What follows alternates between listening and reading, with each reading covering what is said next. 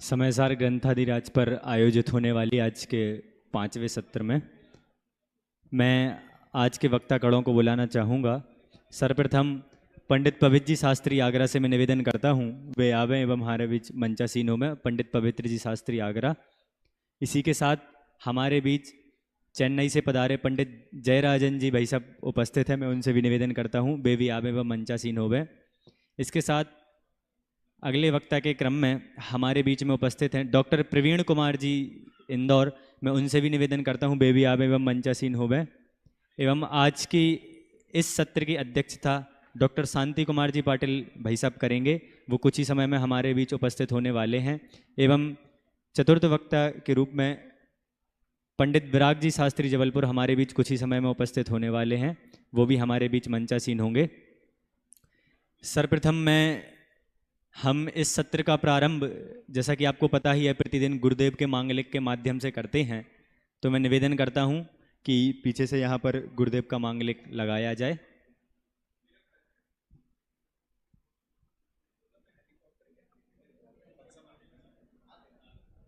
और आज की इस सभा के अध्यक्ष श्री टोडरमल दिगंबर जैन सिद्धांत महाविद्यालय के यशस्वी प्राचार्य डॉक्टर शांति कुमार जी पाटिल भाई साहब हमारे बीच उपस्थित हो चुके हैं। जोरदार करतल ध्वनि के माध्यम से हम सभी उनका स्वागत करते हैं और एक बार पुनः जोरदार करतल ध्वनि के माध्यम से हम सभी वक्तागणों का भी हार्दिक अभिनंदन करते हैं। हाँ, यहाँ से गुरुदेव का मांगलिक प्रारंभ किया जाए। मैं ही परमात्मा हूँ, एम अनुभव कर मैं ही परमात्मा हूँ। वितराग सर्वज्ञ देवनी ध्वनिमा त्रिलोकनाथ परमात्मा सौ इंद्रनी उपस्थितिना समोत्रणમાં લાખો કરોડો દેવોની હાજરીમાં ભગવાનની વાણીમાં આવ્યો, તું પરમાત્મા છો એમ નક્કી કર, તું પરમાત્મા છો એમ નક્કી કર। ભગવાન પણ તમે પરમાત્મા છો એટલું તો નક્કી કરવા દો। એ પરમાત્મા ને છે નક્કી ક્યારે થઈ છે કે તું પરમાત્મા છો એવો અનુભવ થઈએ ત્યારે પછી આ પરમાત્મા વ્યવહાર તને નક્કી થશે। નિશ્ચય નક્કી ત્યારના વ્યવહારનું નક્કી થશે નહીં।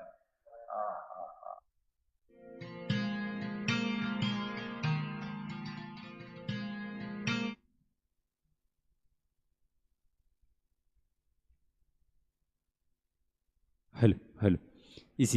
इसी के साथ हमारे बीच पंडित भरत भाई मेहता गायक सूरत उपस्थित हैं, जिन्होंने समयसार की सभी गाथाओं पर भजन लिखने का संकल्प किया है, जिसमें से वो आज हमारे बीच चतुर्थ गाथा के ऊपर उन्होंने जो भजन लिखा है वह प्रस्तुत करेंगे। मंगलाचरण के रूप में मैं निवेदन करता हूँ पंडित भरत भाई मेहता गायक जी से वे आवें एवं मंगलाचरण प्रस्तुत करें।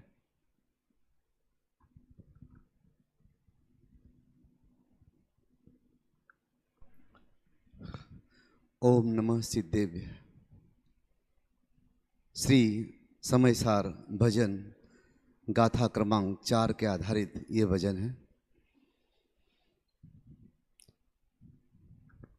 निज समय सार की महिमा प्रभु अंतरंग में आए, मैं समय सार बन जाऊं, भव बंधन सब कट जाए।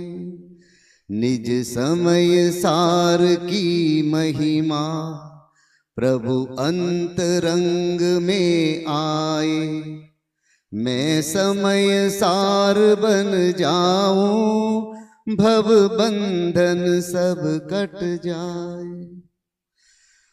विकथाएं जो भोग बंध की अनुभवगत श्रुत परिचित है, विकथाएं जो भोग बंध की अनुभवगत श्रुत परिचित है। पर से पृथक एकत्व की, पर से पृथक एकत्व की उपलब्धि सदा दुर्लभ है।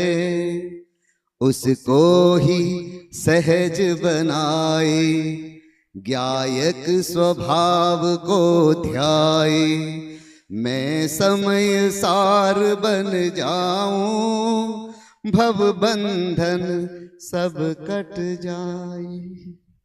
तृष्णा रूपी अग्नि में जल कर मृग सम यह भटक रहा है।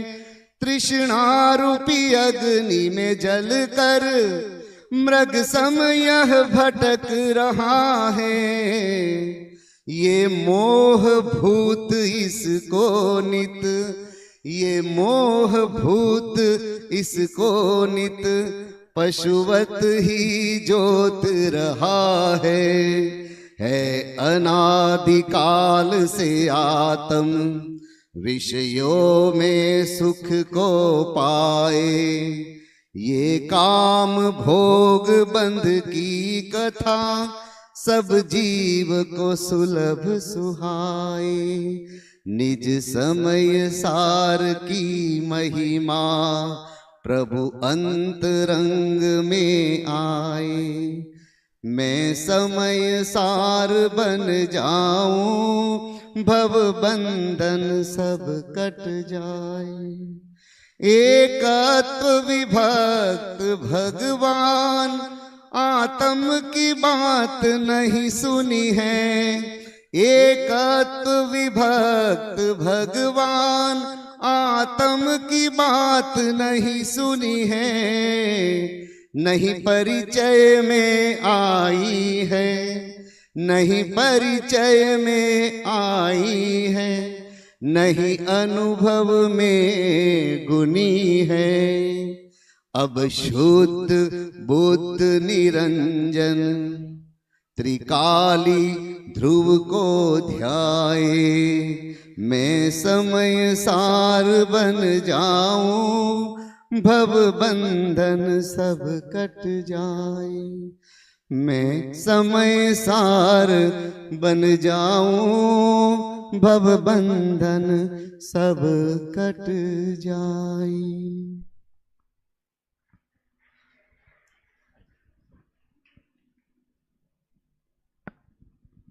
आवाज चालू कर देना भाई। अध्यक्ष का कार्य मैं अभी से शुरू कर देता हूँ। बहुत अच्छा भरत भाई ने चौथी गाथा पे भजन बनाया। एक पंक्ति और जोड़ते तो अच्छा रहता। वहाँ अंत में एक बात और आई।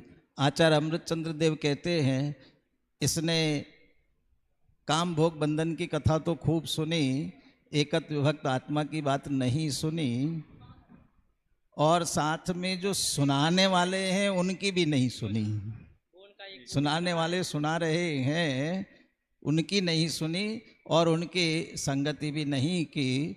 बुंदेलखंडियों में कहते हैं एक कला अधिक होती है, वे कछु जानत नहीं आ और कोई की मानत नहीं आ, और अपनी अपनी और तानत है। ऐसे ही हम जानते नहीं स्वयं, और जो जानते हैं उनकी सेवा नहीं करते, उनकी संगति में नहीं रहते हैं, इसलिए और अधिक दुर्लभ हो रहा है। ये पंक्ति और उसमें जरूर जोड़े। बहुत ही मधुर आवाज़ में आदरणीय भरत जी भाई साहब ने मंगलाचरण किया। अधिक विलंब न करते हुए मैं आज के प्रथम वक्ता पंडित पवित्र जी शास्त्री आगरा से निवेदन करूंगा वे आवें एवं परिणमन की स्वतंत्रता इस विषय पर अपना वक्तव्य प्रस्तुत करें। पंडित पवित्र जी शास्त्री आगरा। मेरा विषय है परिणमन की स्वतंत्रता, और इसके लिए जो गाथाएं हैं वो गाथा क्रमांक 98 से लेकर के 108 इन गाथाओं तक ये विषय आता है। इसे मैं आप सभी के समक्ष प्रस्तुत करूंगा। देखिए, सबसे पहले हम एक व्यवस्था हम समझ लेते हैं कि वस्तु की व्यवस्था कैसी है। अगर हमें सिस्टम समझ में आ जाएगा तो हमें पूरा विषय जो आज का है वो बहुत अच्छे से समझ में आ जाएगा। तो सबसे पहले जो कि आचार्य अमृतचंद्र जो परिभाषा देते हैं, वो परिभाषा हम एक ही संस्कृत की परिभाषा है उसे हम याद कर लेंगे। वो है, प्रश्न ये खड़ा होता है कि कर्ता कौन है। प्रश्न क्या है कि कर्ता कौन है। परिभाषा क्या बनाई, यह परिणमति सह कर्ता, जो परिणमित होता है वह कर्ता है। समझ में आ गया हमें कर्ता की परिभाषा क्या है, जो परिणमित होता है वह कर्ता है। अब वो परिणमित होता है यानी किसी परिणमन को करता है, किसी परिणाम को प्राप्त करता है, उसे कर्ता कहते हैं। अब अगर आपको ये परिभाषा समझ में नहीं आई, कोई बात नहीं, दूसरी परिभाषा में आ जाते हैं जो हमें समय की परिभाषा तीसरी गाथा में दी गई थी। क्या दी गई थी? एकी भावेन स्वगुण पर्यायान गच्छति, कि जो तादात्म्य के साथ अपने गुण पर्यायों को प्राप्त करता है, अपने गुण पर्यायों में ही परिणमित होता है, उसे समय कहते हैं। अब ये भी परिभाषा समझ में नहीं आई तो कोई बात नहीं, तीसरी इसको हम और सरल कर लेते हैं कि जो अपने ही गुण पर्यायों में रहता है वह अपने ही उन गुण पर्यायों का कर्ता होता है, अपने गुण पर्यायों का कर्ता होता है, दूसरे के गुण पर्यायों का कर्ता नहीं होता। मेरे द्रव्य में मेरे गुण हैं और गुण हैं तो उनकी पर्याय भी हो रही हैं, तो मैं किसका करता हूं? मैं अपने ही उन गुणों की पर्यायों का करता हूं। दूसरे द्रव्य में होने वाले जो गुण हैं या पर्याय हैं उनका कर्ता मैं नहीं हूं। इतना आपको सिस्टम समझ में आ गया? ये है सिस्टम, ये है वस्तु की सुव्यवस्थित व्यवस्था। अब इस व्यवस्था के अनुसार हम देखेंगे कि क्या आत्मा पर का कर्ता हो सकता है। समझ में आ गया आपको? बस सिस्टम क्या है कि मैं अपने गुण पर्यायों का करता हूं, दूसरे के गुण पर्यायों का करता नहीं हूं, और ये सिस्टम सब जगह लागू होगा। एक द्रव्य अपने गुण पर्यायों का करता होगा, दूसरे के गुण पर्यायों का करता नहीं होगा। अब इसे हम घटाते हैं यहां पर। सबसे पहले हमारा जो प्रश्न है वो ये है कि क्या आत्मा पर द्रव्य को कर सकता है या क्या आत्मा पर द्रव्य को करता है। तो यहां पर सबसे पहले हम ये समझते हैं कि पर का मतलब क्या होता है। क्या पर का मतलब हमें सिर्फ पुद्गल द्रव्य लेना है? 6 द्रव्य होते हैं ना, जीव, पुद्गल, धर्म, अधर्म, आकाश, काल। तो क्या पर का मतलब हमें सिर्फ पुद्गल लेना है? देखिए, मूल गाथा में जो उदाहरण लिए गए हैं उनमें सिर्फ पुद्गलों के उदाहरण दिए गए हैं, जैसे कि घट, पट, रथ, इंद्रियां, कर्म, नो कर्म। नो कर्म मतलब ये जो संयोग हमें मिले हुए हैं, कर्म मतलब जो 8 कर्म हमें बनते हैं वो। तो ये जो उदाहरण दिए गए हैं गाथा में पर द्रव्य के लिए, ये सारे किसके हैं? पुद्गल द्रव्य के। लेकिन यहाँ पर मात्र बात से पुद्गल, हालांकि जो मुख्य प्रकरण है वो पुद्गल से भिन्नता का ही चल रहा है, लेकिन हमें बात सिर्फ जो सिस्टम की बात है वो सिर्फ पुद्गल की ही नहीं लेनी है। हमें ये समझना है कि जो पर का मतलब कि आत्मा के अलावा कोई दूसरा आत्मा भी अगर कोई है तो वो उसके लिए पर है। तो इसका मतलब ये है कि मेरे से भिन्न जो दूसरे जीव हैं वो भी, और मेरे से भिन्न जो पौद्गलिक पर द्रव्य मुझे दिखाई देते हैं वो भी, मैं उनका कर्ता नहीं हूं। क्यों मैं उनका कर्ता नहीं हूं? क्योंकि उनका द्रव्य अलग है। अब देखिए, इसे गाथाओं में इसे घटाया कि जैसे कि हम बात करें 8 द्रव्य कर्म की, ज्ञानावर्णी, दर्शनावर्णी, मोहनीय, अंतराय, वेदनीय, आयु, नाम, गोत्र, ये सारे 8 कर्म किसकी रचना है? ये सारे 8 कर्म पुद्गल परमाणु, उन पुद्गल परमाणुओं से जो स्कंद बने हैं उनकी रचनाएं हैं। तो इनका कर्ता कौन होगा? इनका कर्ता होगा पुद्गल द्रव्य। ये सारे 8 कर्मों का कर्ता है पुद्गल द्रव्य। ये मेरे द्रव्य से भिन्न है, इसलिए उनका कर्ता मैं नहीं हो सकता। ऐसे ही आप घटाइए, ये जो संयोग मुझे बाहर में दिखाई दे रहे हैं, क्या इन संयोगों का मैं करता हूं? तो मैं इन संयोगों का करता नहीं हूं। जैसे कि ये माइक है, या जैसे कि मैंने खुद एक, आप सभी के लिए एक रोचकता अभी के टाइम में आए इसलिए मैंने एक रथ बनाया है, एक वायुयान। अगर मैं इस वायुयान को मैंने ऐसे उड़ाया, अब ये वायुयान को मैंने उड़ाया, इसका कर्ता कौन?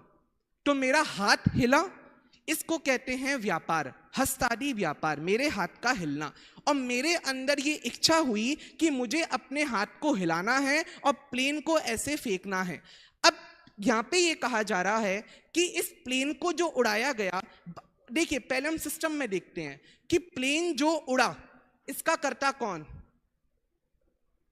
तो अभी तो आपको लगेगा कि जहां पर मैंने प्रेशर दिया वहां पर तो मेरे हाथ ने फेंका, लेकिन मैं कह रहा हूं कि जितना प्लेन उड़ करके गया वो उसका कर्ता कौन? क्या मेरा हाथ उसको वहां तक लेकर के गया? नहीं, उतना प्लेन तो वहां तक गया। लेकिन यहां पर बात बस इतनी सी नहीं है, मेरे हाथ ने जब प्रेशर दिया उस काल में भी वो प्लेन अपने उपादान की योग्यता से वहां से निकला है और मेरे हाथ की योग्यता वो मेरे हाथ में है। यहां पे कहा, अब फिर कोई कहेगा तो फिर वो प्लेन हमेशा क्यों नहीं उड़ता? तो फिर कहा जाएगा कि वो योग यानी मेरे हाथ का हिलना उसको निमित्त कर्ता कहा जाएगा। कि मेरा हाथ जब हिला वो निमित्त बना उस प्लेन की टेक ऑफ करने में, मेरे हाथ का हिलना। उपादान करता नहीं है। उपादान करता कौन है? उस प्लेन के कागज में जो पुद्गल के परमाणु हैं वो उसके उपादान करता है। मेरा हाथ उसका उपादान करता नहीं है, वो बस क्या है? निमित्त करता है। अब वो निमित्त करता भी कैसा है? जितना ये अनित्य जो व्यापार हो रहा है कुछ समय के लिए, उतना ही व्यापार उसमें निमित्त बनेगा। अब इसमें मेरा आत्मा का कोई रोल आया? नहीं आया। लेकिन यहां पर अज्ञानी कैसा मानता है कि मेरे आत्मा ने फ्लेन फेंका।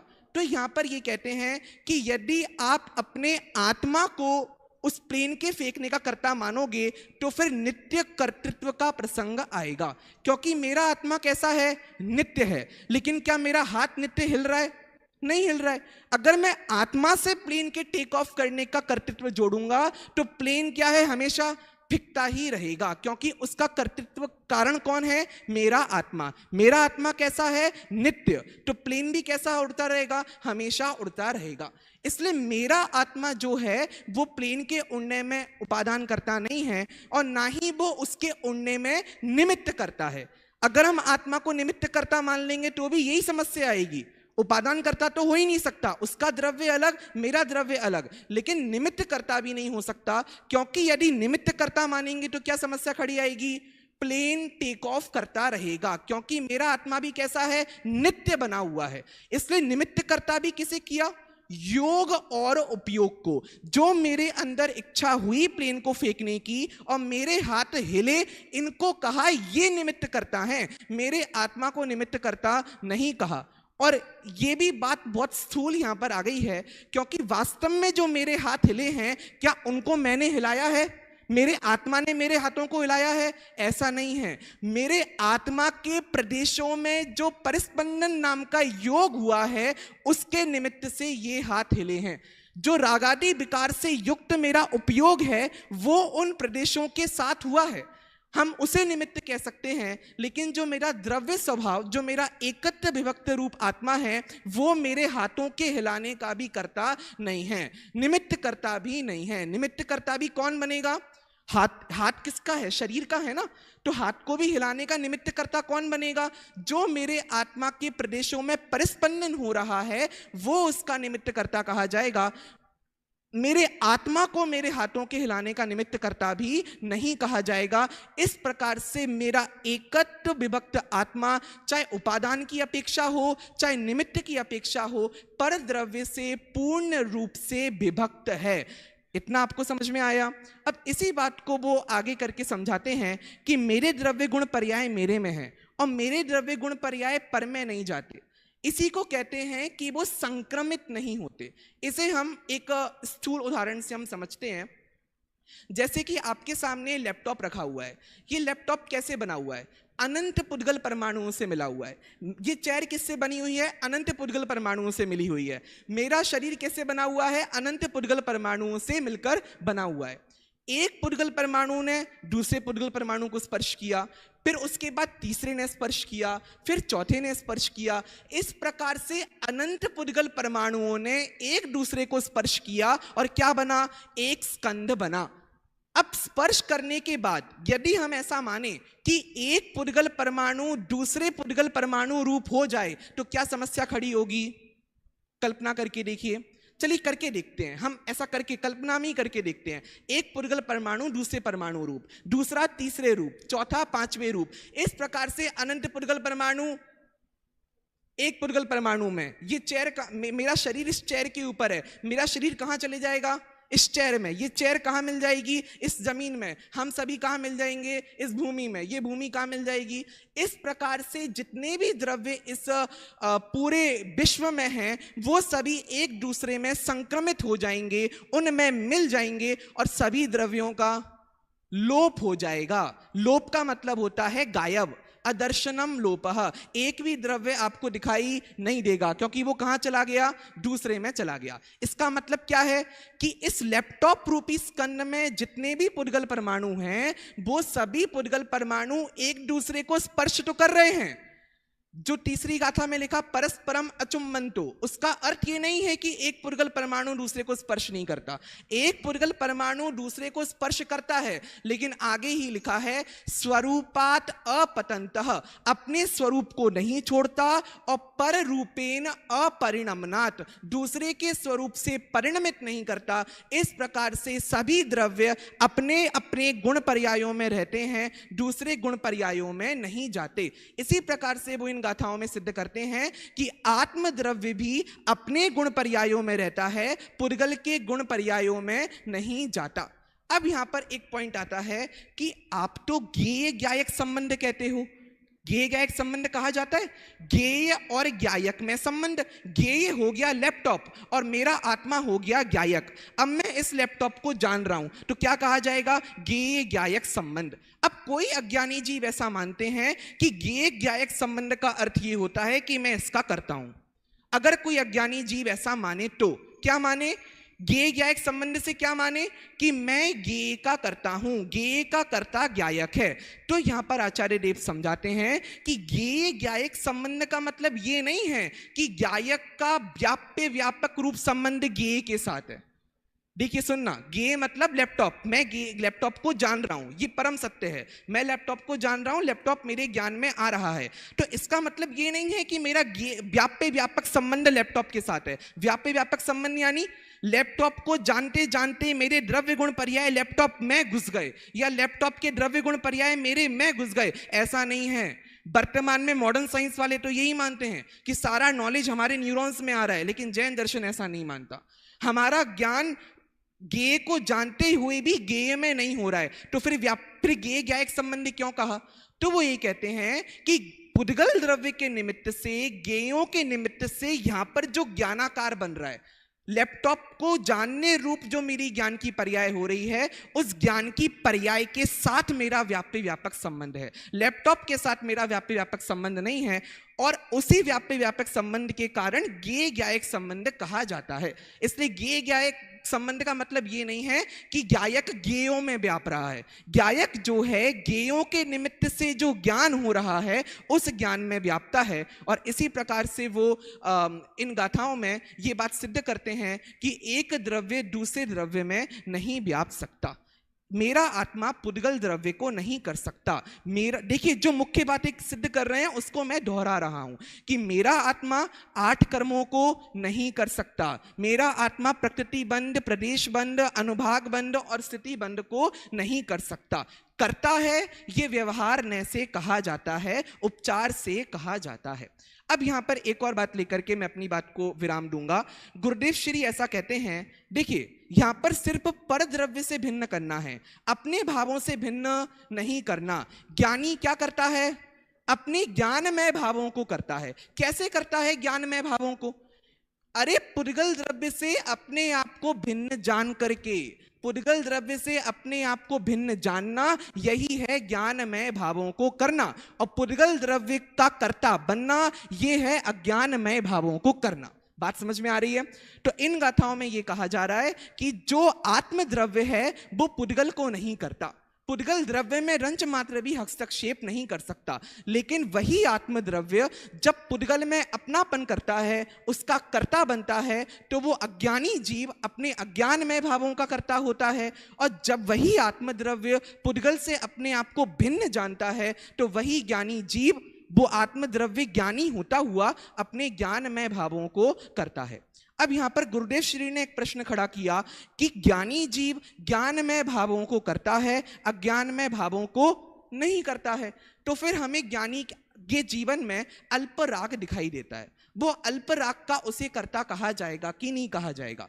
तो वो ये कहते हैं कि ज्ञानी के आत्मा में जो उसका द्रव्य है, उसके द्रव्य गुण पर्याय हैं, उनमें अल्प राग है, लेकिन ज्ञानी उन अल्प राग के साथ व्यापता नहीं है। अब यहां पर व्यापने का अर्थ बदल गया। पहले व्यापने का अर्थ चल रहा था कि स्वगुण पर्यायान गच्छति, लेकिन अब व्यापने का अर्थ हो गया कि उसी में स्थित होता है कि नहीं होता। जो अल्प राग ज्ञानी को होता है वो उस अल्प राग में अपनापन नहीं करता, वो उस अल्प राग में अपने गायक भगवान आत्मा को स्थापित नहीं करता, वो उस अल्प राग से भी अपनी व्याप्ति को भिन्न मानता है, इसलिए वो उससे भी भिन्न हो जाता है और वो अपने ज्ञान में भावों में व्याप्ता है। इस प्रकार से समय सार में जो ये प्रकरण चल रहा है, हमें थोड़ा ये लगता है कि कभी तो वो दृष्टि के विषय की बात करते हैं, कभी अपनी निर्मल पर्यायों से भी भिन्न करते हैं और कभी अपने ज्ञान में भावों का भी कर्ता कहते हैं। तो फिर हम क्या करें, इतने विस्तार का हम क्या करें? तो वास्तव में ये जो ग्रंथ है इस कर्ता कर्म अधिकार में भी एक ही बात को इतने विस्तार से समझा रहे हैं। तो हमें समझना चाहिए कि समय सार जो है वो विस्तार रुचि वाले शिष्यों के लिए लिखा गया है। एकत्व विभक्त आत्मा को अनेक युक्तियों के माध्यम से वो समझाएंगे, हम उस आत्मा को समझें। और अंत में एक लाइन लेकर के जो कि मुझे बहुत प्रिय लगती है, जो कि समय सार स्तुति में भी है, तू रीजता सकल गायक देव रीजे। इसका अभय जी वैष्णव ने बहुत सुंदर अनुवाद किया है, जिस पर समय सार रीझे उस पर गायक देव प्रसन्न। समय सार में जितनी भी युक्तियां आ रही हैं, जितना भी विस्तार आ रहा है, वो हमें उबाने वाला नहीं लगना चाहिए। यदि आप इस समय सार पर रीझ गए, इसके हर एक युक्तियों पर, हर एक गाथाओं पर यदि आप रीझते हैं, तो वो गायक देव आप पे प्रसन्न होगा। प्रसन्न होगा यानी वो गायक देव जो हमें अनुभव में आ रहा है, वो हमें समझ में आ जाएगा कि हाँ यही गायक देव है और यह इसमें ही हमें अपनापन करना है और हम मोक्ष मार्ग में आते हुए मोक्ष की प्राप्ति करेंगे। इस प्रकार से मेरा विषय। जितनी मेहनत भाई पवित्र ने की है उसके हिसाब से आपकी तालियां बहुत कम है। मैं चाहूंगा एक बार जोरदार तालियों के माध्यम से पंडित पवित्र जी शास्त्री का स्वागत करेंगे। जिसने बताया जगत को प्रत्येक कण स्वाधीन है, करता न धरता कोई है, अणु अणु स्वयं में लीन है। ये पंक्तियां हवा में नहीं लिखी गई हैं, संपूर्ण समय सार को अनेक बार घोल घोल कर समझने के बाद, प्रवचन करने के बाद आदरणीय दादा एवं आदरणीय विद्वानों ने इसे अपनी पंक्ति, इसे अपनी लेखनी में उतारा है। इस परिणमन की स्वतंत्रता को जानने के बाद मैं निवेदन करूंगा, हमारे बीच में पंडित विराग जी भाई साहब जबलपुर से पधारे। एक बार जोरदार तालियों के साथ हम स्वागत करना चाहते हैं। पंडित विराग जी, आपका परिचय देने की, आपका परिचय मैं कैसे दूं भाई साहब? आपके निमित्त से हमारा परिचय आज पूरी संपूर्ण मुमुक्षु समाज में है। आप विगत अनेक वर्षों से जिन देशना हो या पारमार्थिक ट्रस्ट हो या अनेक ट्रस्ट के माध्यम से संपूर्ण भारत में एवं विदेशों में भी तत्व प्रचार कर रहे हैं। आज पूरे भारत में छोटे से छोटा बच्चा अगर जैन धर्म जानता है तो कहीं ना कहीं उसने चहकती चेतना पढ़ी होगी। चहकती चेतना के माध्यम से माने बच्चों से बड़ों तक सभी तत्व ज्ञान से जुड़े रहे, इसके लिए आदरणीय भाई साहब दिन रात कार्य कर रहे हैं। मैं निवेदन करूंगा पंडित विराग जी शास्त्री से वे आए एवं अपना विषय जीव और पुद्गल के परिणमन की सिद्धि यहां से प्रारंभ करेंगे। आदरणीय विराग जी भाई साहब, बहुत बहुत धन्यवाद। एक बार जोरदार तालियों के साथ हम भाई साहब का स्वागत करते हैं।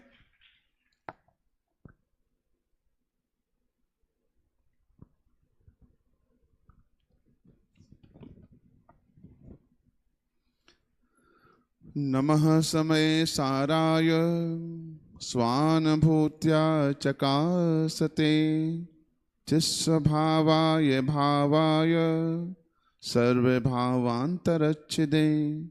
समय सार है सार और सार कुछ है नहीं, महिमा अपरंपार समय सार में आपकी।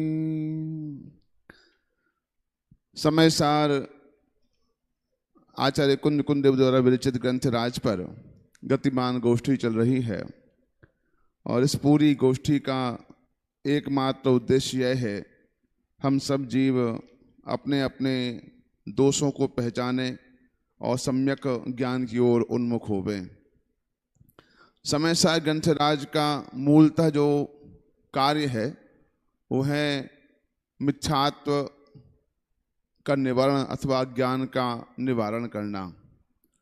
और आप देखेंगे समय सार की जो परिभाषाएं हैं वो परिभाषाएं आगम के अनुसार नहीं है, अर्थात आगम से मतलब उस भाषा में नहीं है, एक नई ही शैली के अनुसार जीव से सीधा जोड़ करके उन सारी परिभाषाओं को यहाँ पर कहा गया है। जब बात आती है आश्रव की, तो ये कहा गया आश्रव स्वभाव में नहीं है। जब बात आई निजरा आदि अधिकारों में, तो वहाँ एक अलग ही एंगल से आचार्य कुंदेव अमृतचंद स्वामी उस बात को वहाँ पर प्रस्तुत करते हैं।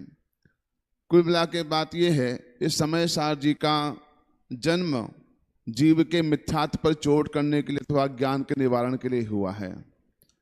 आप देखेंगे जीव इस समय सार के पहले अधिकार में जीव के एकत्व भोक्तत्व बुद्धि का नाश करने की प्रेरणा दी गई, उसकी पहचान करने की प्रेरणा दी गई। जब कर्तव्य अधिकार प्रारंभ होता है तो आचार्य कुंदेव कर्तत्व भोक्तत्व बुद्धि पर प्रहार करते, उसके नाश करने के अभाव करने की बात कहते हैं। इस अधिकार में आत्मा और आश्रव के भेद ज्ञान की चर्चा है। फिर चर्चा ये भी ली, जब व्यापक भाव होता है वहीं कर्ता कर्म संबंध घटित होता है। फिर ये बात भी ली कि आत्मा पुद्गल को परस्पर कर्ता मानने वाला द्विक्रियावादी मिथ्या दृष्टि है, अर्थात मैं पर का करता हूँ, पर मेरा करता है, अथवा आत्मा दोनों काम करता है, अपना भी करे दूसरा भी करे, यह नीति संभव नहीं है। दुक्रियावादी उसे मिथ्या दृष्टि नाम से पुकारा गया और ये कहा इसका मूल कारण अज्ञान है, जो जीव अपनी अज्ञानता से कार्य करता है। उसके बाद में आचार्य महाराज और बात को स्पष्ट करते हैं। 10 गाथाओं का एक सेट उन्होंने एक ग्रुप वहाँ पर दिया। प्रथम 116 से 121 गाथाओं में, 120 गाथाओं में, इन 5 गाथाओं में आचार्य महाराज पुद्गल द्रव्य के परिणाम स्वभाव को सिद्ध करते हैं और बाकी गाथाओं में जीव के परिणाम स्वभाव को सिद्ध करते हैं। ऐसा क्यों कर रहे हैं? क्योंकि सारा संसार का मूल कारण तो यही है, पुद्गल संबंधी अज्ञानता, पुद्गल के स्वभाव संबंधी अज्ञानता, जीव के स्वभाव संबंधी अज्ञानता, सारा का संसार का बेस यही खड़ा हुआ है। इसलिए आचार्य ये समझाना चाहते हैं कि जीव का काम कौन करता है, पुद्गल काम कौन करता है। तो उन्होंने कहा ये सांख्य मत के मानने वाले की मान्यता को यहाँ स्पष्ट करते हैं। प्रश्न ये कि हम सब जैन ही है कि सांख्य मत अनुयायी हैं? अगर सांख्य मत क्या होता है, तो आजकल तो चर्चा ही होना बंद है कि वैदिक कौन है, न्यायिक कौन है, वैशेषिक कौन है। ये तो लगता है कि सब तो पढ़ने वालों की ये विषय वस्तुएं हैं, ये हमारा कहाँ इसमें नाम आता, हम तो जैन ही है ना। तो आचार्य कहते हैं कि देखो आचार्य आप क्या समझते हैं, आचार्य कुन को जो सभा में जो लोग होंगे वो क्या अन्य मत के लोग बैठे होंगे क्या? वो जैन ही बैठे होंगे ना। आप भी हम कहाँ अन्य, हम तो जैन कुल को मानते हैं, गुरुदेव श्री को मानते हैं, लेकिन बात व्यक्ति की नहीं, बात मान्यता की है। तो हमारे जो चित्त में सांख्य मत के अनुसार जो मान्यता उसकी बात है कि व्यक्ति का नाम यहाँ पर नहीं, उस विचारधारा का नाम सांख्य मत है, उस अज्ञान का नाम सांख्य मत है, उसे स्पष्ट यहाँ पर करते हैं। तो आचार्य महाराज यहाँ पर 5 गाथाएं कहते हैं। उन 5 गाथाओं में जिसे कहा गया कि आचार्य महाराज कहते हैं कि जीव को सबसे बड़ा कारण ये है पुद्गल के द्रव्य के उसके स्वभाव को नहीं जानने से है। जीव पुद्गल स्वभाव को नहीं जानता, इसलिए समझता है कि इससे मेरा परिणमन हो गया, मेरा उससे परिणमन हो गया, मैं पर का परिणमन कराता हूँ, पर मेरा परिणमन कराता है। सारी अज्ञानता का जड़ यही रहता है। वहाँ पर आचार्य महाराज एक अमृतचंद स्वामी टीका में एक लाइन कहते हैं, अथ पुद्गल द्रव्यस्य परिणाम स्वभावत्वम साधयति सांख्य मतानुयायी शिष्यम प्रति। सांख्य मत के अनुयायी कहते हैं कि पुद्गल द्रव्य का परिणाम स्पष्ट करते हैं। बात 2 द्रव्यों की यहाँ चलने वाली है इन 10 गाथाओं में। एक तरफ ये कहेंगे, पहले 5 गाथाओं में कहेंगे पुद्गल द्रव्य का परिणाम क्या, और 5 के 5 गाथाओं में जीव द्रव्य का परिणाम। आपको 5 ही समझना, 5 अपने आप ख्याल में अपने को आ जाएगी। जो बचा खुचा वो क्या है, क्या नहीं। वैसे आपने गेहूं अपन साफ करने बैठे तो अपने गेहूं बीनते बीनते बीनते बीनते कंकड़ बाहर निकालते गए, तो जो बचा थोड़ी बताना पड़ेगा कि गेहूं बचा हुआ है। तो स्पष्ट है, यदि ये कंकड़ निकल गए हैं तो शेष बचा हुआ हिस्सा गेहूं है। ऐसे ही एक द्रव्य का मामला स्पष्ट हो जाता है, तो स्पष्ट जो शेष बचा हुआ है वो जीव का स्वभाव है। अब यह प्रश्न ये कि परिणाम माने क्या, किसे परिणाम कहना।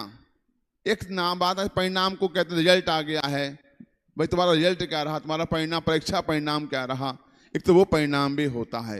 एक परिणाम होता है भाव, वो भी परिणाम कहलाते हैं। हमारे भाव कैसे, हमारे परिणाम कैसे, परिणाम का फल कैसा मिलेगा, इसका भी तो परिणाम भी परिणाम है, परिणाम का फल भी परिणाम कहला। परिणाम का परिणाम क्या निकलेगा, ख्याल में आया। दो परिणाम हो गए, तो जीव के भावों का फल क्या, इसका मतलब जीव के परिणाम का परिणाम क्या, दोनों को यहां नहीं लेना।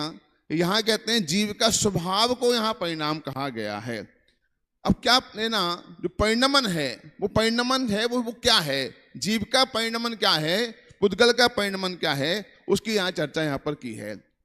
अब इसमें भी हम लोग जो अनंत गुण आत्मा के अंदर है और सामान्य गुण तो हर द्रव्य में है ही, तो यहाँ मुख्यतः लेना कि जो दो गुण है, अस्तित्व द्रव्यत्व, इन गुणों को मुख्यतः लेना यहाँ पर। तो प्रत्येक द्रव्य अपने परिणाम से परिणमित होता है और प्रत्येक द्रव्य का स्वयं परिणमन करता है, इसमें दूसरे की आवश्यकता नहीं है।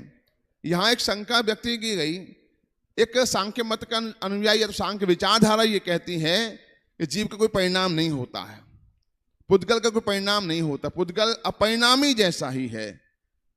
अब क्या मतलब, यदि उसमें परिणमन नहीं होगा, परिणाम उसमें परिणमन नहीं होता है, ऐसा मानने से समस्या क्या आएगी। जबकि आचार्य कहते हैं, अन्य गाथा में कहते हैं कि जीव अपने परिणाम से परिणमित होता हुआ जीव है और पुद्गल अपने परिणाम से परिणमित होता हुआ अजीव है, ये बात भी कहते हैं। तो यहाँ कहते हैं हर द्रव्य में स्वयं का परिणमन होता रहता है, अन्य से परिणमन नहीं होता है। यदि ऐसा माना जाए, इसमें शंका उठाई गई कि जीव के अपने पुद्गल के परिणमन का नहीं होगा, और जैसे वो कहा कि जो परिणमन हो रहा है वो किसके कारण से हो रहा है, एक प्रश्न खड़ा किया गया। जीव परिणमन करा तो पुद्गल में परिणमन होता है। जैसे हमने कहा ये चश्मा उठाया, चश्मा खुद नहीं उठ सकता, चश्मा हमने उठाया है, तो यहाँ का ये किसने उठाया इसको, चश्मे को, बोले मैंने उठाया। तो ऐसा लगता है कि जीव के कार्य के परिणाम के कारण से पुद्गल का परिणमन हुआ, ऐसा माना गया।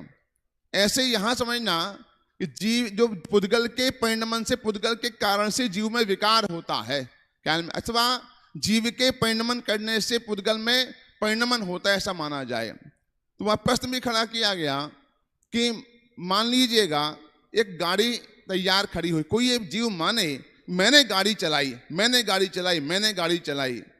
कई बार ऐसा भी होता है गाड़ी बिल्कुल सही हो, भैया गाड़ी स्टार्ट क्यों नहीं हो रही है, जब गाड़ी में पेट्रोल नहीं है, पेट्रोल डाल दिया, अब गाड़ी स्टार्ट क्यों हो रही है, इंजन ठंडा हो गया है, इंजन गर्म, अब गाड़ी क्यों नहीं चल रही है, सब उसमें पावर नहीं आ रहा, उसका प्लग खराब हो गया है, अब गाड़ी क्यों नहीं चल रही है। 10 बहाने बन जाएंगे, क्यों बन जाएंगे, गाड़ी में स्वयं चलने की योग्यता नहीं है। चश्मे में यहां से यहां परिणमन करने की योग्यता ना हो, चश्मा कैसे गमन करेगा, क्या में आया। मूलतः तो जीव के स्वयं परिणमन करने की योग्यता हो तो जीव उसमें पुद्गल में गमन करने की शक्ति स्वयं की है। जीव बाहर का जीव के परिणाम निमित्त मात्र कहलाते हैं, क्या में आया। मूलतः शक्ति तो उस द्रव्य की स्वयं की है, कौन परिणमन कराए। अगला प्रश्न किया, मुझे ये बता दो ये स्वयं परिणमित होते हुए द्रव्य को परिणमित कराता है, स्वयं परिणमित नहीं होते हुए परिणमित कराता है। उनका स्वयं परिणमित होते कराता, तो हमारा इस पर क्या रहा फिर। तो इस भक्तामर्य में ऐसा आता है कि प्रलय काल के अंत में भीषण हवाएं चलती हैं और भीषण हवाओं में सारा प्रकृति तहस नहस हो जाती हैं, लेकिन भीषण हवाओं के बीच में सुमेरु पर्वत चलायमान नहीं होता। यदि उस वायु में पूरी धरती को तहस नहस करने की ताकत है तो मेरु को चलायमान क्यों नहीं किया, ख्याल में आया। इसका मतलब ये हुआ जिनमें तहस नहस होने की योग्यता थी वो तहस नहस हो गए, जिनमें योग्यता नहीं थी वो तहस नहस नहीं हुए। मतलब ये है उसका परिणमन होने की योग्यता पहले नंबर पर है, बाद में जीव का जो भाव उसमें निमित्त बनेगा। मूलतः तो पुद्गल के स्वयं के परिणमन की ताकत है। ऐसे समझना, गुरुदेव श्री बहुत अच्छे अच्छे इसमें एग्जाम्पल दिए हुए हैं। गुरुदेव श्री बोले उंगली से एक मक्खी पानी में डूब रही है और वो मक्खी को पानी से बाहर निकाला तो हमें लगता है हमने मक्खी को बचाया, और जनरली पूरे विश्व में हर अज्ञानता का यही पराकाष्ठा है, मैं पर को बचाता हूं, पर मुझे बचाता है, मैंने पर की रक्षा की, पर को दान दिया, पर का ये किया, पर हमने पूजन करी, हमने भक्ति करी, हमने ये किया, हमने ये किया, जो हमारी लंबी सूची तैयार है कर्तृत्व बुद्धि की, वो है। तो गुरुदेव श्री ये बोले उस उंगली में मक्खी को बचाने की योग्यता अब स्वयं की थी। तो मक्खी का ऊपर आना उसका स्वयं का परिणमन है। जीव ने क्या किया, उस समय में जीव के संबंधी भाव हुए, वो मक्खी के परिणमन से मक्खी अपनी योग्यता से बची है। उसका स्वयं का आयु कर्म है। सब में लेना है, ऐसे 8 कर्मों में लेना। तो जीव के परिणाम उस कर्म में स्वयं ही कर्म रूप परिणमन होने की योग्यता है, इसलिए वो कर्म रूप परिणमन हो जाता है। प्रश्न ये कि जीव ने परिणमन कराया ना उन कर्म की वर्गणाओं को, कर्म रूप में ख्याल पुद्गल की वर्गणाओं को, बोले ऐसा कहाँ हुआ, ऐसा होना हो तो सारी वर्गणाएं कहाँ परिणमित हुई हैं? कुछ परिणमित वर्गणाएं ही परिणमित तो हुई हैं। मैं एक बात कहता हूँ, हम लोग एसी की हवा का यूज करते हैं, तो एसी का सिस्टम ये कि बाहर की हवा को खींच करके अंदर ठंडी हवा परिवर्तित करना। अब प्रश्न है, बाहर में बहुत हवा तो बहुत चलती है, बाहर में गरम बहुत है, किन परमाणुओं को यहाँ पर परिणमन कराया है? जिन परमाणु उस समय में ठंडे रूप होने की योग्यता थी उनको परिणमित कराया है ना। सबको कहाँ परिणमित कराया है? तो मूल काम यह है उसका, जीव का, उस वस्तु के स्वयं के परिणमन की योग्यता होना चाहिए। यहाँ इस तरफ देखिएगा कि पुद्गल संबंधी हम बात जब कर, जीव संबंधी बात कर रहे हैं कि जीव के जो विकार होते हैं, कोई ये बोले पुद्गल कर्म ने विकार कराया, ऐसे मोहिनी कर्म के उदय से जीव के विकारीय परिणाम होते हैं, अथवा चायत्र मोहिनी कर्म के उदय से जीव को गुस्सा आता है अथवा दान के परिणाम होते हैं। तो सिद्ध कर सकते हैं देखो पुद्गल के परिणाम जीव के परिणाम हुए कि नहीं हुए। ऐसा मानने प्रॉब्लम क्या हो जाएगी? ऐसा नहीं होता है। कई बार उस समय में जीव के परिणाम की योग्यता और सामने कर्म का उदय, दोनों का समकाल होता है, तो भ्रम ये हो जाता है कर्म के उदय से जीव के परिणाम अच्छे या बुरे होते हैं। मूलतः बात यह है जीव ही उस समय उस रूप उसके क्रोध के रूप परिणाम होने योग्य होते हैं तो हो जाते हैं, इसमें कर्म का कोई कर्तव्य शेष नहीं होता है। यदि ऐसा माना जाएगा तो कोई जीव को मोक्ष ही नहीं होगा, फिर तो हर समय कर्म का उदय चल रहा है, उसे मोक्ष कैसे होगा? इसलिए ऐसा मानना संभव नहीं है। तो कुल मिला के मूल बात यह है कि पूरी प्रकृति में, पूरी व्यवस्था में कर्म की अपनी पुद्गल की अपनी योग्यता है, जीव की अपनी योग्यता है। जीव के स्वयं परिणमन करने की शक्ति है, पुद्गल के स्वयं परिणमन करने की शक्ति है। कोई द्रव्य अन्य को परिणमन कराए ये शक्ति जीव में नहीं है, जीव उनको परिणमन कराए ये शक्ति पुद्गल में नहीं है। पुद्गल का परिणमन होना पुद्गल के अधीन है, जीव का परिणमन जीव के अधीन, दोनों बिल्कुल भिन्न भिन्न हैं। लेकिन ये भ्रांति से मानना कि दोनों परस्पर परिणमन कराते हैं, ऐसा मानना अज्ञान है। इसी अज्ञान का परिहार इन गाथाओं में कराया गया है। हम सब इन गाथाओं को पढ़ करके ये समझें, एक कहावत आती, कर्म विचारे कौन भूल मेरी यदि काई, अग्नि सही घनगात लोह की संगति पाए। कर्म है कौन विचारे, ख्याल में आया? कर्म तो जीव का स्वयं ही भूल है, तो उस समय कर्म का निमित्त कहने में आता है। विकारो स्वयं परिणमित होता है। गुरुदेव ऐसा भी कहा करते थे, कर्म ही बलवान है, कर्म हंसावे, कर्म रुलावे, कर्म ही मोक्ष पहुंचावे। ऐसा मानना जैन दर्शन की हत्या करना है। व्यवहार से कहा जाता है कर्म करे, अलग बात है, लेकिन मूलतः निश्चय से ऐसा स्वीकार करना ये जैन दर्शन की आत्मा पर प्रहार करना है। ऐसा नहीं है। हर वस्तु स्वयं के परिणाम के साथ होती है, स्वयं परिणमन करती है। इन गाथाओं का संदेश ये है, हम सब जीव इन गाथाओं के मर्म को जाने और भिन्न भिन्न स्वरूप परिणमन को समझ करके अपनी योग्यता पहचान करके स्वभाव में परिणमन करें। ऐसी मंगल भाषा की बात को समाप्त करता हूँ।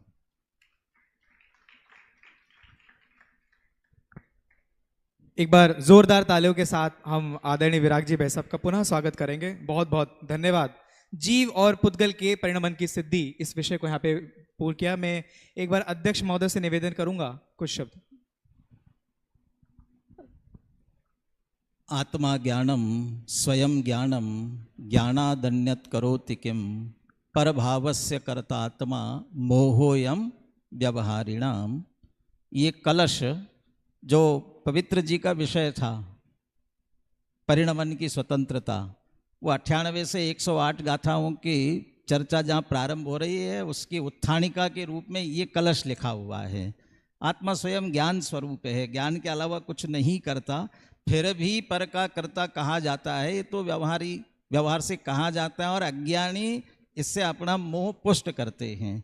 तो वहाँ परिणमन की स्वतंत्रता सिद्ध की, और ऐसे ही परिणमन स्वभाव के आधार से समझाने के लिए ये कहा गया था कि गाड़ी पेट्रोल से नहीं चलती, इसलिए जगत में चलने लग गया कि सोनगढ़ की गाड़ी बिना पेट्रोल के चलती है। अब वहाँ गाड़ी का चलना, अभी तो इन्होंने जीव का परिणाम योग और उपयोग की निमित्त की बात सिद्ध की थी, वह कर्ता नहीं है, सिर्फ योग और उपयोग निमित्त बनते हैं। वहाँ तो गाड़ी चलना और पेट्रोल ये भी परस्पर में निमित्त गाड़ी खुद चलती है, पेट्रोल का उस समय जलना, उस रूप से परिणमना, वो सिर्फ उसमें निमित्त बनता है। पेट्रोल से गाड़ी चलती हो, जब गाड़ी खड़ी हो तब क्यों नहीं चलती? पेट्रोल भरा हुआ है, बिना पेट्रोल के नहीं, पेट्रोल भरा हुआ तब भी क्यों नहीं चलती है। ये बहुत सुंदर परिणमन की स्वतंत्रता की बात की। पुनः एक प्रश्न उठाया था, शुभाशुभ भाव का कर्ता ज्ञानी है कि नहीं है। गुरुदेव श्री के उद्धरण से कहा था कि चूंकि ज्ञानी शुभाशुभ भावों में व्यापता नहीं है, इसलिए वह कर्ता नहीं है। और पवित्र ने चर्चा प्रारंभ की थी, यह परिणमति सकर्ता। ज्ञानी के परिणाम में भूमिका अनुसार जब शुभाशुभ भाव हो रहे हैं, तब उस समय शुभाशुभ भाव रूप से परिणम रहा है ना, तो हुआ ना परिणमित, यह परिणमति सकर्ता, तो फिर करता है कि नहीं। और अभी गुरुदेव के उद्धरण से कहा कि वो तो उसमें व्यापता नहीं है, इसलिए करता नहीं है। दूसरी बात, व्याप्य व्यापक भाव की अपेक्षा, तो जुदी शैली की व्याप्य व्यापक भाव की बात की गई। व्यापता नहीं है का अर्थ उस समय भूमिका अनुसार परिणमता है, इसलिए व्यापता कहाँ भी जाए, परंतु ये मैं हूँ, मेरा परिणाम है, मैं उस रूप परिणमित हुआ, ऐसा नहीं मानता। बहुत अच्छी तरह भेद विज्ञान है, इसलिए उसमें नहीं व्याप रहा, इसलिए करता नहीं भी है। इसको गुरुदेव हमेशा ये कहते हैं, दो प्रकार की शैली है, एक ज्ञान प्रधान शैली और एक दृष्टि प्रधान शैली। ज्ञान प्रधान शैली में उस समय हो रही वस्तु स्थिति का ज्ञान कराया जाएगा। ज्ञानी शुभाशुभ भाव परिणम रहा है, ज्ञान प्रधान शैली में कहा जाएगा ज्ञानी उसका करता है।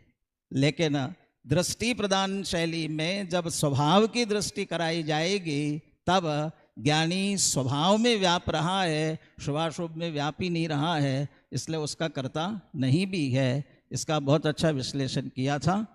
और इसी पर आगे बढ़ते हुए विराग जी ने जीव और पुद्गल के परिणमन स्वभाव की सिद्धि की।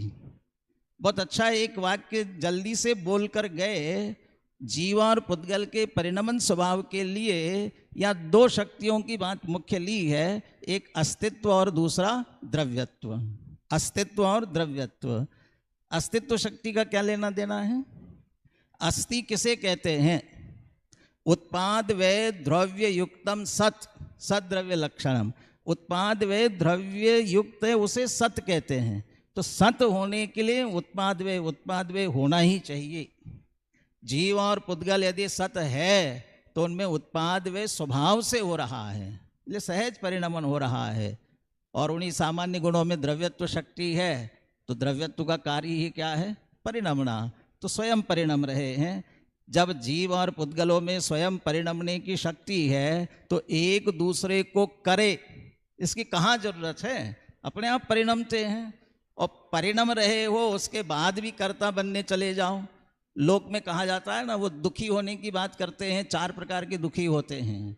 एक अपने दुख से दुखी, दूसरे के दुख से दुखी, तीसरे दूसरे के सुख से दुखी, और चौथे खामखा दुखी, बिना मतलब के दुखी होना है उन्हें। ऐसा ही लोक में खाम का कर्ता बहुत है, मतलब बिना मतलब के। जब सब में परिणमने की शक्ति है, स्वयं परिणम रहे हैं, तुम क्यों कर्ता बनने जा रहे हो? स्वयं परिणमने की शक्ति जीव पुद्गलों में अपने आप है। मैं टीका के 2 शक्तियों की तरफ से ध्यान आकर्षित करके बात पूरी करता हूँ। बहुत मार्मिक तथ्य वाक्य, सिद्धांत वाक्य अमृतचंद्र आचार्य ने कहे, नहीं स्वतो असति शक्ति कर्तुम अन्येन पार्यते, जिसमें यदि स्वयं में शक्ति नहीं है, दूसरा लौकिक भाषा में कहे 100 मूढ़ का हो जाए तो भी नहीं करा सकेगा। जीव पुद्गल में परिणमने की शक्ति नहीं होती, एक दूसरे में निमित्त भी नहीं बन सकते थे।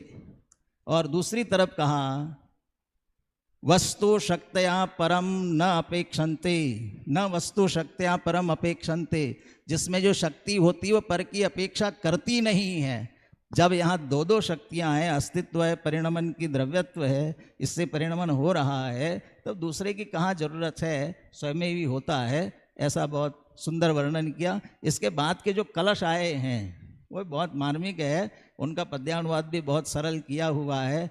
जब है स्वयं परिणमन की शक्ति जीव में, पुद्गल में, तब वे स्वयं कर्ता बनते हैं, एक दूसरे के कर्ता बनने की रंच मात्र भी जरूरत नहीं है। ऐसी बहुत स्वतंत्रता की चर्चा इस कर्ता कर्म अधिकार में है। बहुत बहुत धन्यवाद आदरणीय अध्यक्ष महोदय। आप सभी ने जाना ज्ञानी के परिणमन, जीव और पुद्गल के परिणमन की सिद्धि। आप सभी, मैं एक छोटा सा प्रश्न पूछ रहा हूँ, सॉरी लाइन ब्रेक करने के, लेकिन एक छोटा सा प्रश्न है। आप सभी इस समय कहाँ बैठे हैं, कोई बताएगा? कहाँ बैठे हैं? कौन सी धरती, क्या नाम है इस जगह का? चैतन्य धाम। लेकिन वास्तव में जिस भूमि पर समय सार की बात गूंज रही हो, वो भूमि ही सोनगढ़ है, गुरुदेव श्री की धरा है। हम चैतन्य धाम में नहीं, हम सुवर्णपुरी सोनगढ़ में ही बैठे हैं। इस सुवर्णपुरी सोनगढ़ से एक बहुत गजब का सिद्धांत प्रस्फुटित हुआ था, जिसको लेकर हमारे अगले वक्ता हमारे बीच में आ रहे हैं, पंडित जयराजन जी शास्त्री चेन्नई से। आप उनकी वेशभूषा से समझ जाएंगे कि वे कहाँ से पधारे हैं। मैं उनके बारे में थोड़ा सा परिचय देना चाहूँगा कि आज वर्तमान में साउथ इंडिया, जो पूर्व काल में दिगंबर संप्रदाय का सबसे बड़ा गढ़ हुआ करता था, आज भी वहाँ पर जैन आचार्य, दिगंबर जैन आचार्य की वाणी को जिन्होंने सुरक्षित रखा है, प्रचार प्रसार में अपना संपूर्ण जीवन लगा दिया है, उनमें से एक हैं पंडित जयराजन जी शास्त्री। एक बार जोरदार तालियों के साथ हम उनका स्वागत करते हैं। वे अपना विषय यहाँ से प्रस्तुत कर रहे हैं, ज्ञानी के सभी भाव ज्ञानमय कैसे हैं। इस विषय को सुनने के लिए तैयार हैं। ज्ञानी के सभी भाव कैसे हैं, आदरणीय भाई साहब। ओम नमः सिद्धेभ्य। मुझे आज इस समयसार सेमिनार में 126 से लेकर 136 तक समयसार की इन गाथाओं के आलोक में ज्ञानी के सभी भाव ज्ञानमय ही होते हैं, इस पर अपने विचार आपके सामने रखने हैं। समयसार के 65वें कलश में ये बात कही गई है कि जीव अपनी स्वभावभूत परिणाम शक्ति के कारण जिस जिस भाव रूप परिणमित होता है, वह उन उन भावों का करता है। इसी को विस्तार देते हुए 126 और 127 गाथाओं में ये बात कही गई है, आत्मा जिस भाव को करता है वह उस भाव रूप कर्म का करता है। ज्ञानी के वे भाव ज्ञानमय होते हैं और अज्ञानी के वे भाव अज्ञानमय होते हैं। अज्ञानी के भाव अज्ञानमय होने से अज्ञानी कर्मों का करता है, अज्ञानी कर्मों का करता है। ज्ञानी के भाव ज्ञानमय होने से ज्ञानी कर्मों का करता नहीं है। ये बात समझने की है, ये मूलभूत है। आत्मख्याति में इसकी व्याख्या करते हुए आचार्य लिखते हैं, यह आत्मा स्वयमेव परिणाम स्वभाव वाला है और अपने जिस भाव को करता है, कर्मपने को प्राप्त उस भाव का करता होता है। तात्पर्य यह है कि ज्ञान का करता है, ज्ञानमय भाव कर्म है, ज्ञानी उसका करता है। ज्ञानी में स्वपर का विवेक है, ज्ञानी में भेद विज्ञान है। ज्ञानी आपा पर को पहचानता है, आपा पर श्रद्धान है उसे,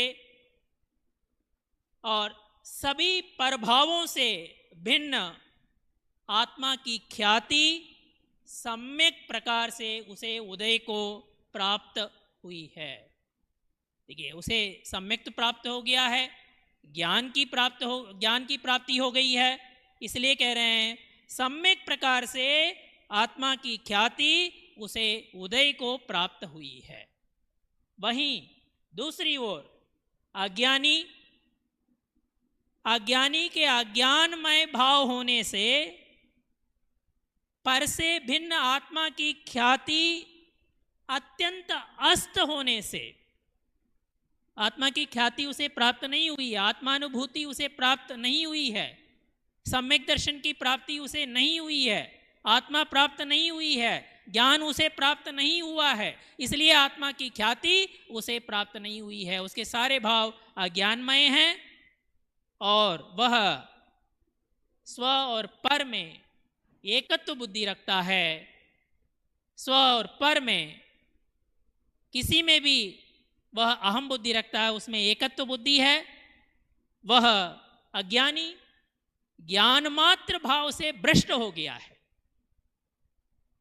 ज्ञान मात्र भाव से भ्रष्ट है, राग द्वेष भाव में एकाकार हो गया है, उसमें एकत्व स्थापित कर चुका है, ज्ञान से भ्रष्ट है और उसी में तल्लीन है, उसी में मग्न है, उसी में वह अहंकार कर रहा है। इस तरह वह ज्ञानमय भाव उसमें नहीं है, आत्मा की ख्याति अस्त हो गई है उसके लिए, और वह ये मानता है, राग और द्वेष में एकाकार होता हुआ ये मानता है, मैं रागी हूँ, मैं द्वेषी हूँ।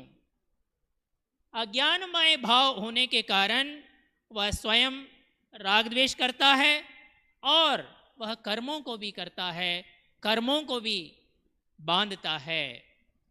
मगर दूसरी ओर ज्ञानी को स्वपर का भेद विज्ञान है, उसे आत्मश्रद्धान है, मैं कौन हूँ, आत्मा कौन है, मैं ही आत्मा हूँ और पर पदार्थ से भिन्न हूँ, इस तरह उसे ज्ञान हो गया है और उसे श्रद्धान भी है और वह ज्ञानमय भाव में मग्न है और उसे ज्ञानमय भाव का ही कर्तृत्व है और ज्ञानमय भाव का ही वह स्वयं को कर्ता मानता है। अज्ञानी को स्वपर का भेद विज्ञान नहीं है। मोहनीय कर्म के उदय से वह राग द्वेष करता है और राग द्वेष में ही वह अहम बुद्धि करता है। गुरुदेव कहते हैं ज्ञानी का ज्ञानमय परिणाम, इसका मतलब वीतराग परिणाम। जो वीतराग परिणति है, वीतराग परिणाम है, वही ज्ञानमय परिणाम है।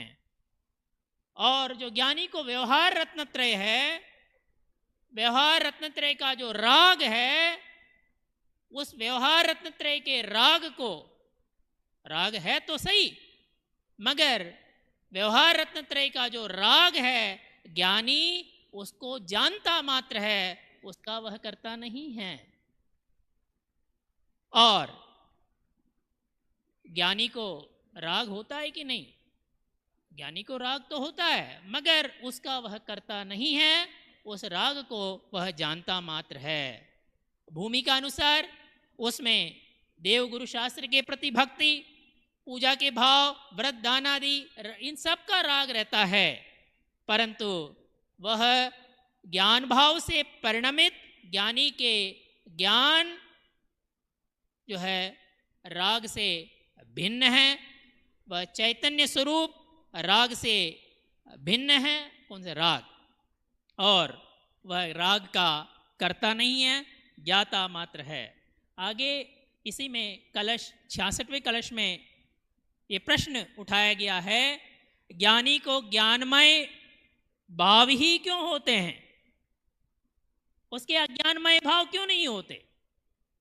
और उसी प्रकार अज्ञानी के सभी भाव अज्ञानमय ही क्यों होते हैं, ज्ञानमय क्यों नहीं होते? प्रायः इस लोक में भी देखा जाता है, जो अपराधी है उसे हमेशा शक की निगाह से देखा जाता है।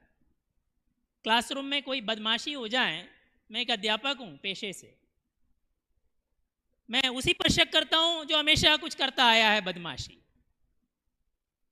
तो अज्ञानी पर ही जो है सारा अपराध उसी पर क्यों मढ़ा जाता है? ये सवाल प्रश्न जो है यहाँ पर उठता है। और राजमल जी कलश की टीका में उन्होंने जो लिखा है, बनारसी दास जी ने उसका पद्यानुवाद करते हुए लिखा है, ज्ञानवंत को भोग निर्जरा हेतु हैं, अज्ञानी को भोग बंद फल हेतु हैं, यह आचरज की बात हिये नहीं आवे। ये बात समझ में नहीं आती, ये बात पल्ले नहीं पड़ती। एक के भोग जो है निर्जरा के कारण और दूसरे के भोग जो हैं बंद के कारण कैसे हो सकते हैं? बात यह है, आगमों में जो बात कही गई है, शब्दों का जो आशय है, जो मतलब है, उसे पकड़ना है। शब्दों के फेर में पढ़कर, चक्कर में पढ़कर विपरीत अर्थ ग्रहण नहीं करना है। भरत चक्रवर्ती है, अपरिमित भोग है, क्या भोगों की कोई कमी है? षटखंड का अधिपति है, और क्या वह भोगों में रमता है या फिर ज्ञानी है? क्या उसे राग है? कई सारे सवाल उठते हैं। बात यह है, वह ज्ञानी है, वह सम्यक दृष्टि है, वह उसे भी राग है, वह भी जो है युद्ध करने जाता है, उसमें भी राग है, द्वेष है, मगर उन राग द्वेषों का वह स्वयं को कर्ता नहीं मानता है। मुझ में ये राग उठ रहे हैं अप्रत्याख्यानावरण के कारण या फिर प्रत्याख्यानावरण के कारण, ये राग भाव, ये द्वेष भाव मुझ में उठ रहे हैं, ये जानता है। देखिए, जो चार चौकड़ियां हैं उसमें मजबूत, सबसे परेशान करने वाले तो अनंतानुबंधी चौकड़ी है ना, उसका तो अभाव हो गया है। सम्यक दृष्टि को अभाव है उसका, भरत चक्रवर्ती को उसका अभाव है। जिस समय सम्यक दर्शन की प्राप्ति होती है, जिस समय कोई ज्ञानी होता है, उस समय से अनंत गुणश्रेणी निर्जरा शुरू हो जाती है।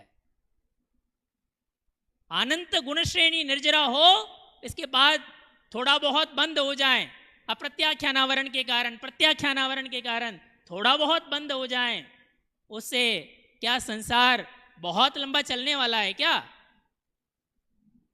अपेक्षा में समझना है। कोई कहे कि ज्ञानी के भोग निर्जरा के कारण हैं, मैं ज्ञानी हूं, मैं भोग भोगता हूं, ऐसा कहकर आगमों का उदाहरण देकर कोई भ्रष्ट हो जाए। उपदेश किसके लिए दिए जाते हैं? उपदेश हमेशा ऊपर उठने के लिए। हमें आगमों के तथ्यों को अपेक्षा पूर्वक समझना है, उसका आशय समझना है। क्या उसके भोग के कारण निर्जरा हो रही है उसे? ये सवाल करें हम। उसका जो सम्यक दर्शन है, उसका जो ज्ञान है, उसकी जो परिणति है, भाई साहब, शांति जी भाई साहब अभी कह रहे थे, एक दृष्टि होती है स्वभाव दृष्टि। स्वभाव दृष्टि से देखने पर आत्मा में कौन सी परिणति होती है? सिर्फ ज्ञान मात्र परिणमन उसमें होता है, और कोई परिणमन होता ही नहीं है। ज्ञानी के सभी भाव ज्ञानमय ही होते हैं, ये स्वभाव की दृष्टि से कथन है, और यही सही कथन है, यही खरी बात है, इसे समझने की जरूरत है। और अज्ञानी के भाव, सभी भाव अज्ञानमय होते हैं। और अब यही बात है, अज्ञानी को गुस्सा आता है, क्यों हमारे सभी भाव अज्ञानमय होते हैं? ये तो वही वाली बात हो गई जो दुनिया में कहते हैं ना, हम उफ भी करें तो बदनाम हो जाते हैं। और वे कत्ल भी कर जाते हैं तो चर्चा नहीं होती। बस ज्ञान का फर्क है, भेद विज्ञान का फर्क है, स्वपर विवेक का फर्क है, आपा परिशुद्धान का फर्क है। ज्ञानी ज्ञानमय भावों को करता है, अज्ञानी अज्ञानमय भावों को करता है। अब कुछ और मिनट में लेता हूं। ज्ञानमय भाव में से गाथा 128-29 में बात कही गई है, ज्ञानमय भाव में से ज्ञानमय भाव ही उत्पन्न होता है। तो अगली गाथाओं में उदाहरण भी दिया गया है। स्वर्ण से जो है स्वर्ण आभूषण बनते हैं, ये कुंडल बनते हैं। जैसे स्वर्ण से स्वर्ण के कुंडल बनते हैं, लोहे से लोहे का कड़ा बनता है, वैसे ही ज्ञानमय भाव से ज्ञानमय भाव ही उत्पन्न होते हैं। इसलिए ज्ञानियों के समस्त भाव ज्ञानमय हैं और अज्ञानमय भाव में से अज्ञानमय भाव ही उत्पन्न होते हैं। इसलिए अज्ञानी के सभी भाव अज्ञानमय हैं। अज्ञानमय भाव अज्ञानमयता का उल्लंघन, ये मयता, सुबह अभयजी भाई साहब ये मय शब्द का अर्थ कर रहे थे, उस रूप हो जाना, तल्लीन होना। ये प्रवचन में भाई साहब इस बारे में बात कर रहे थे सुबह। अज्ञानमय भाव अज्ञानमयता का उल्लंघन नहीं करता हुआ अज्ञानमय ही होता है। ज्ञानी का ज्ञानमय भाव ज्ञानमयता का उल्लंघन नहीं करता हुआ ज्ञानमय ही होता है। इसे समझना है। और उपादान के अनुसार ही जो है कार्य होता है, और ज्ञानी में उपादान है, इसलिए उसके सारे कार्य ज्ञानमय हैं, और अज्ञानी में ऐसा उपादान नहीं है, और इस कारण से उसके सारे कार्य जो हैं अज्ञानमय हैं। यदि कोई डॉक्टर साहब ने लिखा है, यदि कोई जौ के उदाहरण देते हुए लिखा है, जौ के कोई बीज बोएं और उसमें से ये उम्मीद करें कि बासमती चावल निकल आएगा, क्या होने वाला है? यदि बोए बीज बबूल के तो आम कहाँ से हो? तो जो भाव है उसी के अनुसार जो है उसका फल मिलेगा, और निर्जरा होगी या फिर बंद होगा, उसी के अनुसार होगा। और ज्ञानी के समस्त भाव ज्ञान से रचित हैं, अज्ञानी के समस्त भाव अज्ञान से रचित हैं। और चतुर्थ गुणस्थान में अनंत गुणी निर्जरा शुरू हो जाती है। ये सब चर्चा मैंने की है। और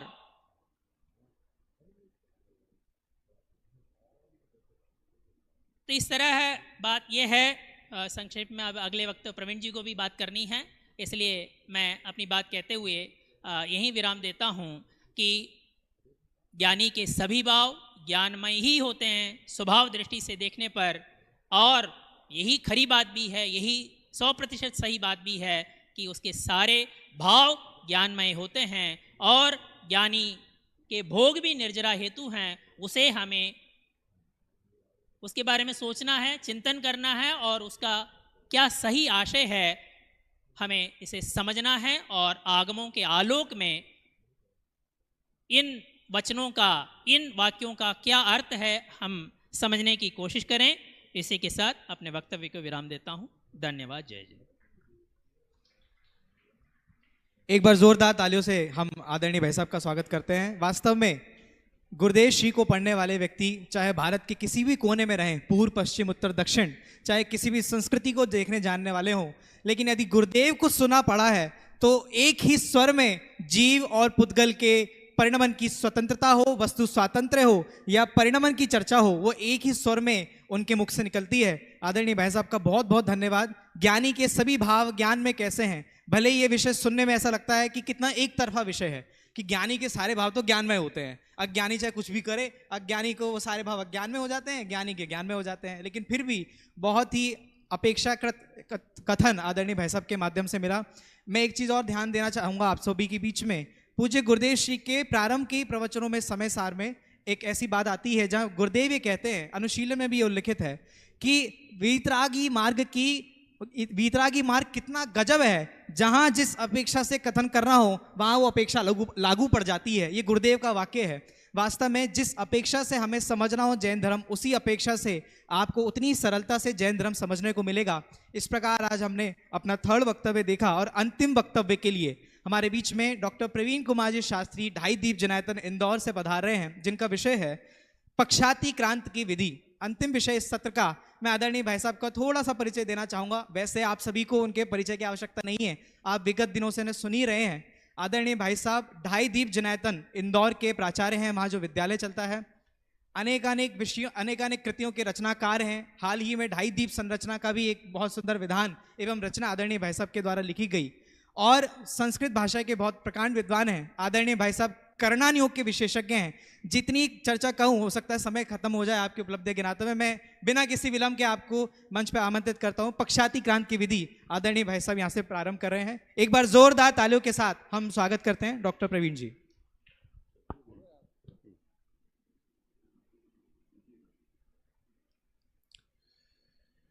वंदितु सब सिद्धे ध्रुव मचल मनोवम गदिम पत्ते वो छामी समय पाहुड़ मृणमो सुद केवली भणिदम। आचार्य कुंद कुंद देव और उनके द्वारा प्ररूपित बहुत अद्भुत विषय जिसका नाम है पक्षाति क्रांत।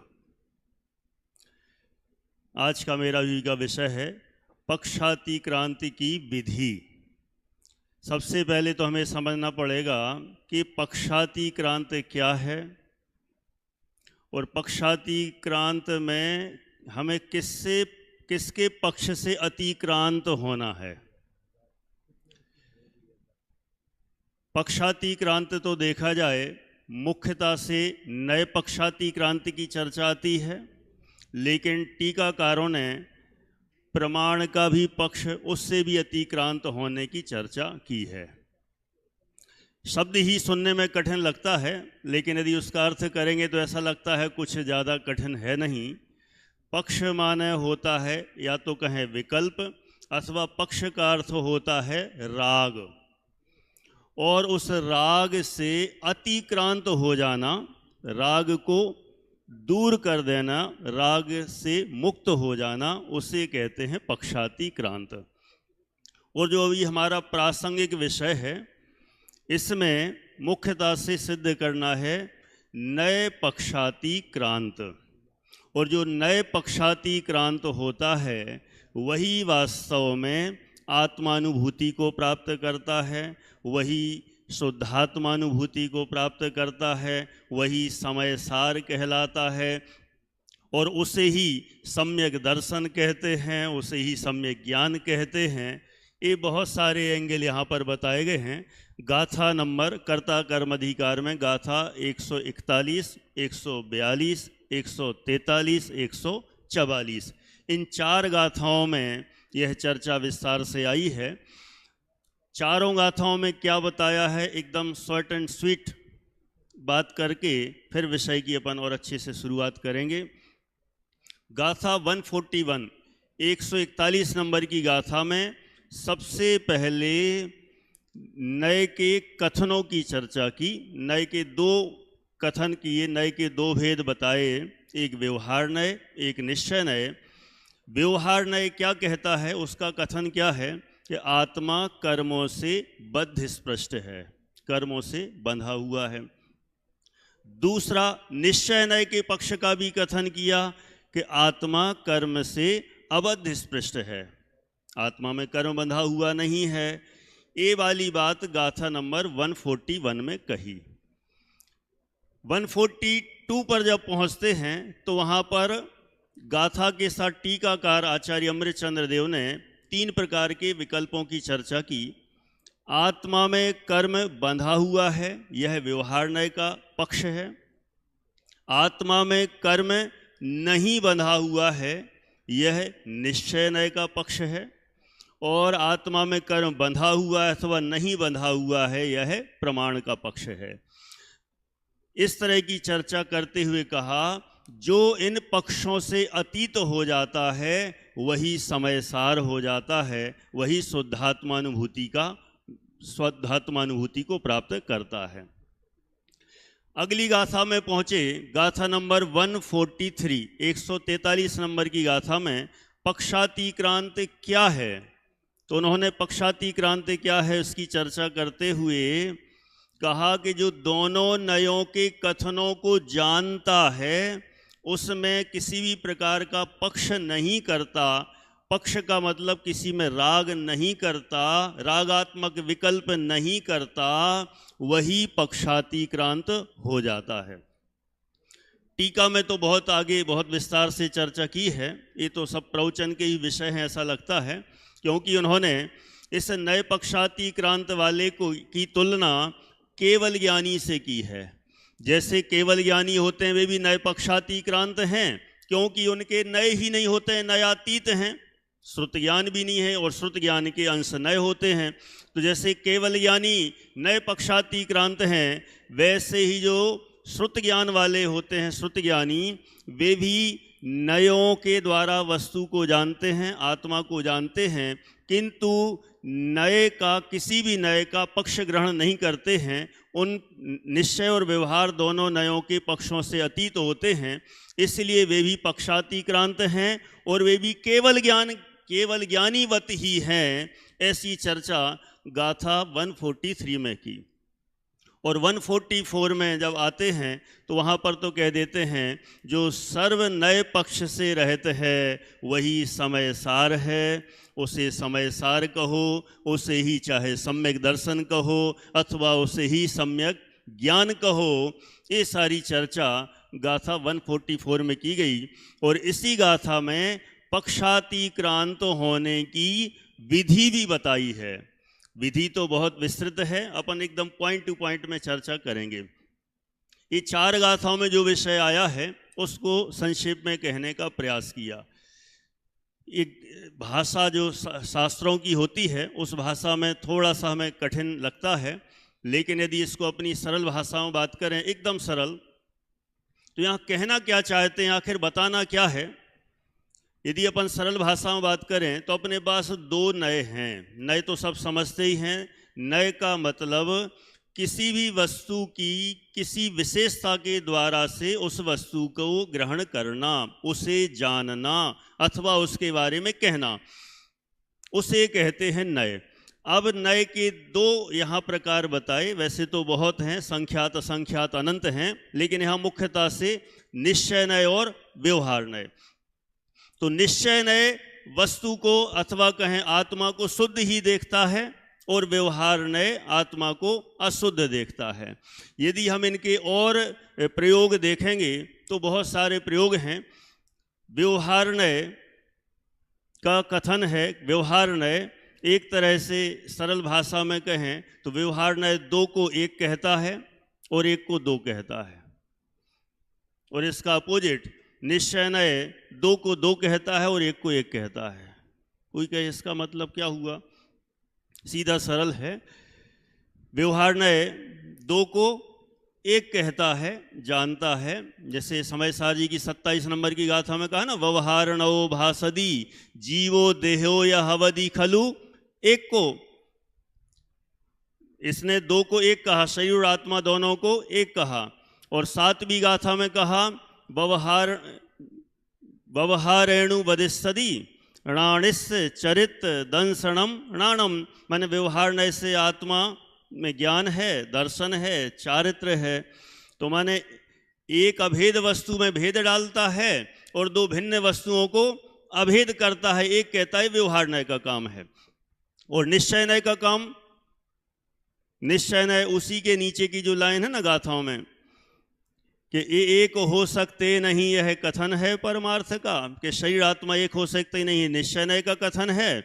और यहाँ 7वीं गाथा में कहें तो ये ज्ञान दर्शन चारित्र के जो भेद व्यवहार ने किए हैं, वहाँ निश्चय नय कहता है ना ज्ञान दर्शन चरण ज्ञायक शुद्ध है परमार्थ से। माने व्यवहार नय जो कथन करता है वह 2 को 1 अथवा 1 को भेद करते हुए निरूपण करता है। और निश्चय नय जैसा भेद रूप वस्तु है, शरीर आत्मा भिन्न भिन्न, उनको भिन्न भिन्न कहता है। और आत्मा एक अभेद है, अखंड है, तो उसको वैसा ही देखता है और कहता है। ये दोनों नयों के अपने अपने निरूपण हैं, कथन हैं। यहाँ जो प्रकरण चल रहा है उसके अनुसार तो व्यवहार नय आत्मा को अशुद्ध देख रहा है और निश्चय नय आत्मा को शुद्ध देख रहा है। यहाँ दो नयों के जो कथन कहे, इन दो नयों के कथनों में हमें विचार करना है। व्यवहार नय द्वारा निरूपित जो वस्तु व्यवस्था है, विषय है, वह किसी भी कीमत पर ग्रहण करने योग्य नहीं है, ना तो व्यवहार नय का पक्ष और ना व्यवहार नय का विषय, दोनों ही ग्रहण करने योग्य नहीं। जब निश्चय नय की बात आती है तो निश्चय नय का विषय तो ग्रहण करने योग्य है, लेकिन निश्चय नय का पक्ष ग्रहण करने योग्य नहीं है, क्योंकि पक्ष ग्रहण करना माने एक तरह से राग हो जाना, किसी भी नय का विकल्प होना, उसका राग होना, ये किसी भी कीमत पर लाभदायक नहीं है। इसलिए चाहे वो व्यवहार नय का विकल्प हो, पक्ष हो, अथवा निश्चय नय का विकल्प हो, पक्ष हो, दोनों ही पक्षों से जो अतिक्रांत होता है वही समय सार होता है। ऐसी बात यहाँ पर करनी है। हम सीधे अंतिम गाथा पर यहाँ पर पहुँच रहे हैं, जिस मूल उद्देश्य को जो अभी जो विषय जो दिया गया, इसकी जो हेडिंग दी गई, पक्षातिक्रांत होने की विधि क्या है। पक्षातिक्रांत होने की विधि सरल भाषा में तो स्पष्ट हो गई होगी। हमें किसी भी नय का पक्ष ग्रहण नहीं करना है, उसका राग ग्रहण नहीं करना है, वही पक्षातिक्रांत है। अब पक्षातिक्रांत होने की जो विधि गाथा 144 में बताई वह इस तरह से है। पहला बिंदु, पॉइंट वाइज पॉइंट ही अपन बात करेंगे। पहला बिंदु है कि जो सर्वज्ञ देव ने, गणधर देव ने अथवा आचार्यों ने जो वस्तु का स्वरूप बताया है, उसे सबसे पहले श्रुति ज्ञान के द्वारा अवधारण करना, विकल्पात्मक उसका स्वरूप विचार करना। नंबर 2, फिर मति ज्ञान जो पर पदार्थों की प्रसिद्धि कर रहा है, जो हमारा मति ज्ञान है, जो पर पदार्थों की ओर झुका हुआ है, पर पदार्थों में लगा हुआ है, उस मति ज्ञान को सब तरफ से समेट कर उसे मर्यादा में लाना, अपने आत्म सम्मुख करना। उसके बाद अगला बिंदु है, उसके बाद आकुलता उत्पन्न करने वाले श्रुति ज्ञान के जितने भी विकल्प हैं, उन श्रुति ज्ञान के विकल्पों को भी समेट कर उनको भी आत्म सम्मुख करना। और जब मति ज्ञान को पर पदार्थों से हटाकर आत्म सम्मुख करते हैं, श्रुति ज्ञान के विकल्पों को भी समन करते हुए आत्म सम्मुख करते हैं, तो अंत में कहते हैं मति ज्ञान और श्रुति ज्ञान की जो पर्याय जो पर की ओर देख रही है अथवा विकल्पों में उलझ रही है, वहाँ से सबसे उठाकर एक आत्मा की ओर ही ले जाना, सन्मुख करना, यही वास्तव में पक्षातिक्रांत होने का सही उपाय है। ये यहाँ पर आचार्य भगवंत की टीका के अनुसार कहा। मुझे भी थोड़ा सा इसी में अपनी तरफ से कुछ कहना है। क्या बात, समय हो गया क्या? अरे तो फिर तो हम समय पे ही कर देंगे। ठीक है, अब ज़्यादा नहीं कहते हैं, 2 मिनट में ही पूरा करते हैं। यहाँ जो पक्षातिक्रांत होने की विधि कही, इतना हमें समझना है कि व्यवहार नय द्वारा एक अभेद किले को भेद रूप करना है। अभेद आत्मा, अखंड आत्मा है। उस अभेद अखंड आत्मा को समझने के लिए व्यवहार का सहारा लेना पड़ेगा, और व्यवहार के द्वारा अभेद अखंड आत्मा को समझकर पहले तो भेद खड़े करना जरूरी है, विकल्प खड़े करना जरूरी है। भेद खड़े करेंगे, विकल्प खड़े करेंगे, और जब भगवान आत्मा समझ में आ जाए तो समझ में आ जाने के बाद अब उसको भेद रूप में उलझना नहीं है, उसे बस अनुभव करना है। तभी पक्षपात से रहित पक्षातिक्रांत हो जाएंगे। जैसे इसके लिए बस इतना कहता हूँ, 2 प्रकार की खीर होती है, एक निश्चय खीर और एक व्यवहार खीर। खाई आपने कभी? कौन सी वाली खाई? निश्चय वाली के व्यवहार वाली? कोई कहे ऐसी भी होती है क्या? चैतन्य धाम में जो शिविर लग रहा है निश्चय वालों की खीर होगी, और जो और कहीं लगता है उनकी व्यवहार वालों की खीर होगी, ऐसा नहीं होता है। जहाँ पर भेद होते हैं, दूध है, चावल है, शक्कर है, उसमें इलायची है, और जितने भी भेद खड़े करेंगे ये सारी खीर किसकी कहलाएगी? व्यवहार की। हमें और एक होती है खीर निश्चय की। कौन सी निश्चय की? इन सबको मिलाकर अभेद कर दिया जाए, जब वो बनकर तैयार होती है वो कहलाती है निश्चय की खीर। अब मुझे बताओ आपको कौन सी खीर खाना है, निश्चय वाली के व्यवहार वाली? निश्चय वाली। चलो, पहले नंबर तो जो व्यवहार की खीर है उसके द्वारा हमें किस खीर पर पहुंचना है? निश्चय की खीर पर पहुंचना है। और जब निश्चय की खीर मिल जाए तब उसका क्या करना है? बस आराम से उसका भोग करना है, खाना है, मजा लेना है, उस संबंधी विकल्प भी नहीं करना है। ऐसे ही जब यह जीव व्यवहार के द्वारा अपने शुद्धात्मा को समझता है, विकल्पों के द्वारा समझता है, और जब समझ में आ जाए तो उसका निर्विकल्प आनंद लूटता है, तो वह आत्मा पक्षातिक्रांत हो जाता है, वही समयसार कहलाता है, वही सम्यक दर्शन सम्यक ज्ञान कहलाता है। इस तरह से पक्षातिक्रांत होने की यहाँ पर संक्षेप में विधि कही, अभी यहाँ पर ही पूरा करते हैं।